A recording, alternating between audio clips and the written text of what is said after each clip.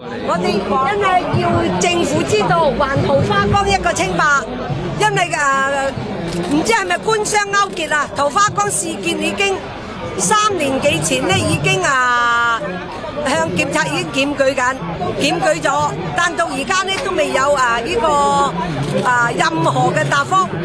我哋喺桃花江擺賣咗呢，已經幾十年啦。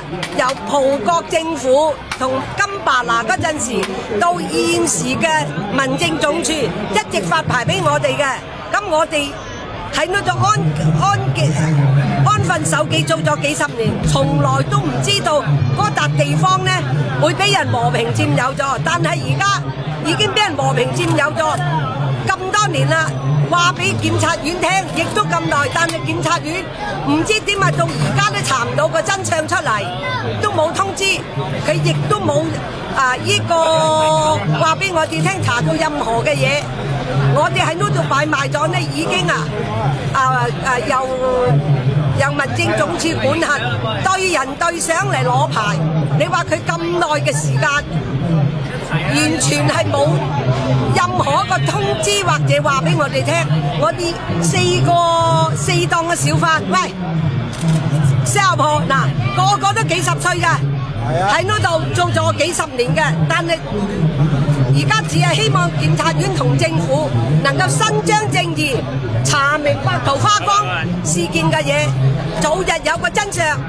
呢個我哋陽江政府，我好希望佢在新嘅一年真真正正能夠做到為民而除害，將所有嘅貪官污吏查清查白，應有嘅懲罰。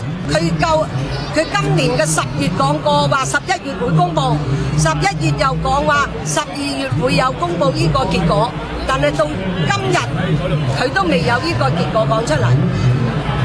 咁趁着今日嘅回歸好日子，我哋大家一齊申訴下你俾佢嗰套谷氣啊！真係，咁你話政府管轄嗰笪地方半個世紀嘅，都喺呢度發牌性嘅，點解無端端會俾人哋話和平佔有呢？